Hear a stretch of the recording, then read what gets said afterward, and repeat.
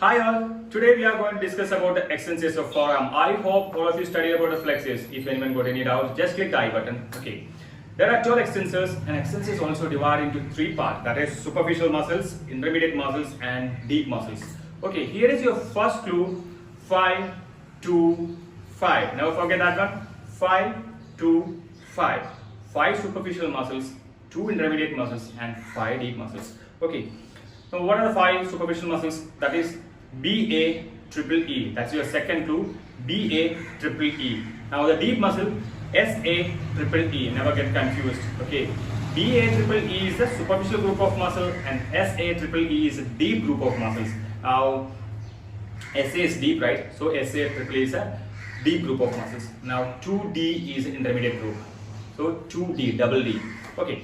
Now superficial muscles. Okay. Before that, mostly every extensors of forearms are originated from a common extensor origin, that is lateral epicondyle of humerus. Okay, that is the lateral epicondyle of a humerus. So here is the lateral epicondyle of a humerus. And all the extensors are originated from a lateral epicondyle of humerus. Got it? So deep muscle may got some changes, and we will discuss later.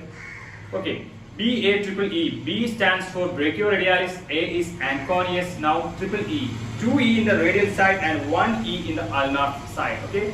2E in the radial side and 1E in the ulnar side. So what are the 2E?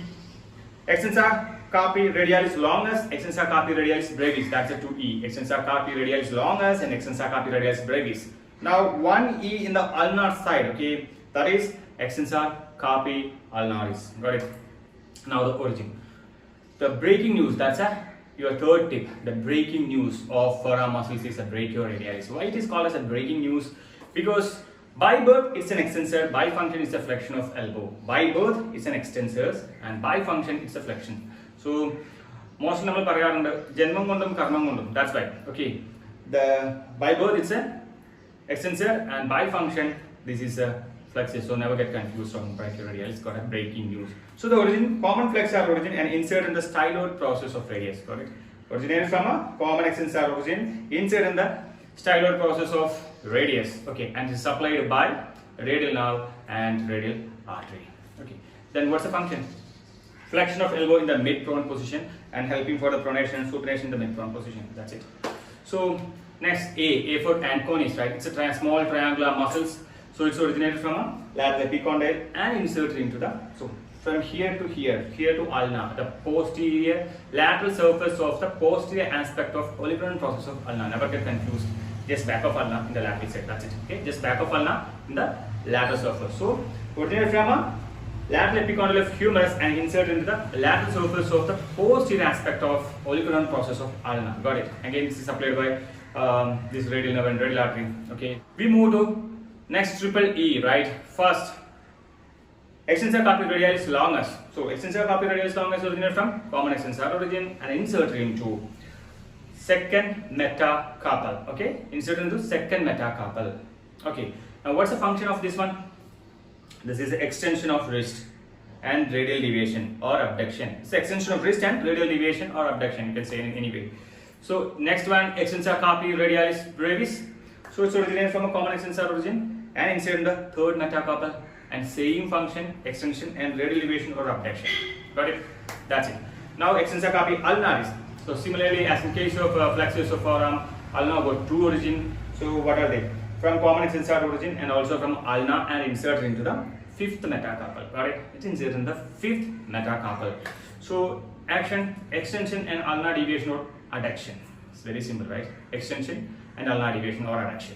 So again, this is supplied by the ulnar nerve. Okay, it's supplied by the ulnar nerve. Now an ulnar artery. It's not a radial nerve. Okay, this is a small change in that one. Okay, this is ulnar. Got it? So now we move to double D, that is intermediate group. Okay, double D. So D for extensor digitorum and D for extensor digiti minimi. Okay, extensor digitorum and extensor digiti minimi.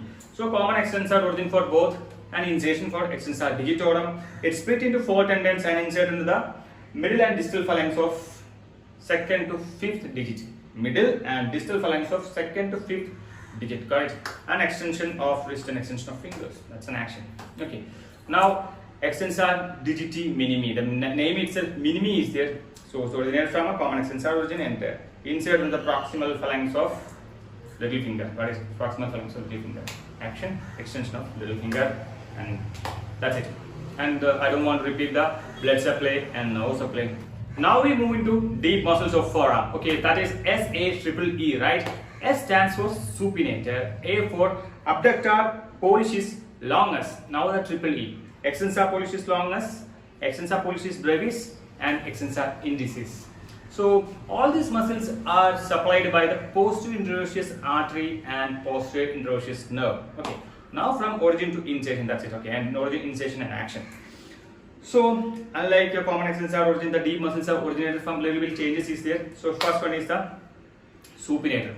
So supinator is the name is it's a soup. It's a mixture of lots of things. So the origin is just like a mixture. It's from a bone. It's from ligaments and all. So it's from common extensor origin and part of ulna, radial collateral ligament, and annular ligament, and insert into the posterior aspect of the proximal part of radius. Action is supination then. Okay.